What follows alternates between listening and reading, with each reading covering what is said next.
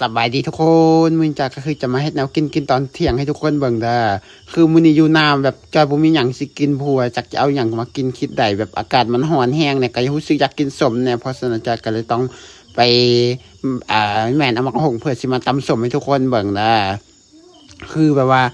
อากาศโคตรร้อนนะทุกคนช่วงนี้นะอยู่บ้านจอยอากาศร้อนแฮงเลยบ่ว่าบ้านทุกคนเป็นจังได๋อากาศช่วงนี้ร้อนบ่อยู่บ้านจอยมันตอนเที่ยงอากาศร้อนเด้อทุกคนตอนกลางวันมันอากาศร้อนแต่กลางคืนเนี่ยอากาศหนาวแต่โชคดีแฮงทุกคนกลางคืนนี่คันว่าบ่ห่มผ้านี่มันนอนบ่หลับเพราะว่ามันหนาวแต่ว่ามื้อสวยนี่มันอากาศร้อนแต่ว่าจอยว่าร้อนมื้อสวยแบบนี้ก็โอเคอยู่เด้เพราะว่าเมื่อคืนอากาศหนาวนะแต่ละมื้อนะทุกคนละคันว่าแม่นอันบ่ห่มผ้านี่มันนอนบ่หลับเลยเพราะว่าอากาศหนาวแฮงอยู่บ้านจอยน่ะ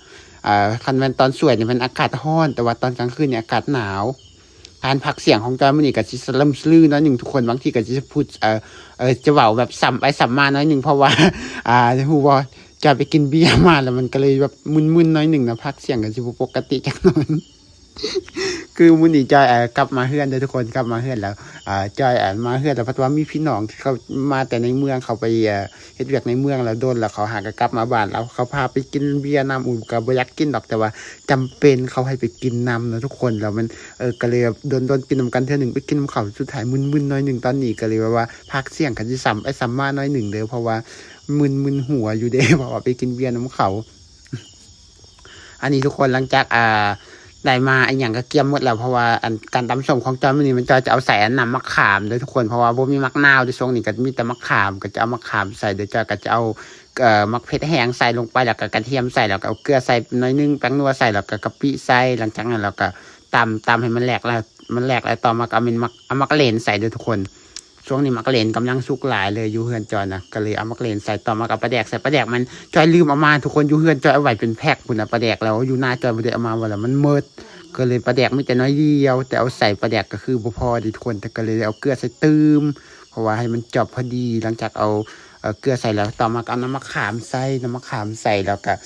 คนเลมันเข้ากันแล้วหลังจากนั้นเราก็เอามะฮงใส่ด้วยทุกคนการตำส้มของจอยก็เดี๋ยวนี้จะให้สไตล์ขึ้นในเมืองเลยทุกคนแต่ก่อนไม่ให้สไตล์บ้านนอกปลาแดกก็บ่ใส่เพราะว่าบ่มักกินปลาแดกเดี๋ยวนี้มันได้กินปลาแดกในเมืองแล้วมันติดใจมันแซ่บเนาะ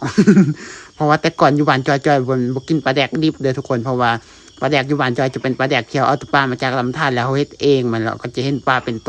โตเลยจอยแล้วบ่กินปลาแดกแต่ว่าพอกินปลาแดกปรุงสุกที่ซื้อมาจากในเมืองเลยมันแซ่บก็กินเลยทุกคนแต่ว่าเดี๋ยวนี้จะให้กินปลาแดกบ้านจอยเองจอยก็ยังบ่อยากกินเด้อเพราะว่าปลาแดกบ้านจอยจะเป็นปลาแดกแบบว่าปลาแดกสดๆน่ะมันต้องปลาสดๆเลยที่เขาเอามาแช่น้ำมันเน่าแล้วเราเอามาเฮ็ดปลาแดกแบบกินโอ้จอยบ่กินเด้อปลาแดกบ้านนอกเฮาแต่ว่าปลาแดกอันที่ซื้อมาจากตลาดกินอยู่ แล้วนี่ก็คือทุกคนหลังจากเฮ็ดแนวกินแล้วก็คือกินเลยทุกคนไม่ได้กินข้าวกันกินข้าวมื้อนี้จอยก็คือจะมีอันไข่เลยทุกคนจอยทอดไข่กินพร้อมทอดไข่แล้วก็กับตำมะฮงแบบนี้คือว่าแซ่บเลยทุกคนกินแต่ไข่ซื่อๆมันคือบ่แซ่บพอเอามากับตำมะฮงเลยมันแซ่บอยู่หลังจากนี้คือกินข้าวไปเลยทุกคนอันนี้สำหรับคลิปตัวนี้ก็ได้ขอจบสำนี้เลยทุกคนสำหรับการเฮ็ดแนวกินมื้อนี้เฮ็ดแบบง่ายๆกินแบบง่ายๆพักเสียงกับบ่ก็กูไปมาปั๊บมาไปอีหยังพูดแล้วเว้าก็บ่แจ้งเพราะว่าจอยไปกินเบียร์มาหยังว่าแล้วจอยมันเมาหน่อยนึงน่ะก็เลยแบบว่าสลึมสลือเว้าอีหยังก็บ่เข้าบ่ออก แต่ก็บ่เป็นหยังผู้ใดเบิ่งคลิปก็แบบเบิ่งเอาไปเลยเด้อคือ